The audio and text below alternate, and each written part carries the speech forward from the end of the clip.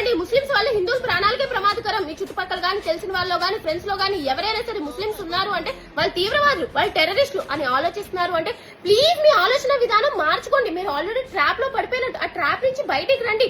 పెహల్గాం కాశ్మీర్ లో ఏదైతే జరిగిందో చాలా బాధాకరమైన విషయం అండి. చేసింది ఎవరు? పాకిస్తాన్ తీవ్రవాదులు, పాకిస్తాన్ టెర్రరిస్టులు. అది గుర్తుపెట్టుకోండి. అలా కాకుండా మనలో మనం కొట్టుకొని వస్తే ఏమొస్తుందండి? ఇలాంటి టైంలో మనం యూనిటీగా ఉండాలి కదా. ఇలా గొడవలు ఆడుకోవడమే కదా వాళ్ళకి కావాల్సిన పని. వాళ్ళు చేసిందే దానికోసం కదా. ఇన్ని సంవత్సరాల నుంచి టెర్రరిస్ట్ అటాకులు జరుగుతూనే వస్తున్నాయి. బట్ ఏనాడు కూడా నువ్వు ఏ రిలీజియన్ ఐడి కార్డ్ చూపించు అని చెప్పి కాల్చడం జరగలేదు. బట్ ఈసారి ఎందుకు అట్లా చేశారు అంటే ఏదో ఆలోచన వచ్చి ఏదో యుద్ధం జరగాలి అనే కదా. యుద్ధం అనేది పాకిస్తాన్ ఇండియాకా కాదండి. యుద్ధం అంటే మనలో మనకి మనం బాయ్ బాయ్ అక్క చెల్లి తంబి అని తిరుక్కుంటాం కదా.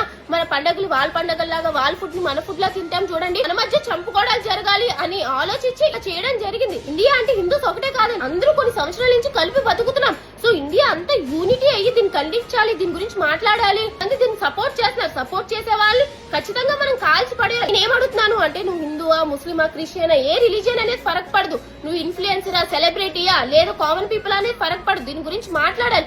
ముస్లిం సెలబ్రిటీస్ ఎవరైతే ఉన్నారో ప్లీజ్ దీని గురించి స్టాండ్ తీసుకొని దీని గురించి మాట్లాడండి. అప్పుడే వాళ్ళకి ఏమనిపిస్తుంది అంటే వాళ్ళ రిలీజియన్ కంటే ముందు మన కంట్రీని ముందు పెట్టారు, వీళ్ళు మన వాళ్ళరా అని చెప్పి వాళ్ళకి కూడా అనిపిస్తుంది. వాళ్ళకి కూడా ఆల్ ముస్లిమ్స్ అనే వాళ్ళు చెడ్డ వాళ్ళు కాదు, ఆల్ ముస్లిమ్స్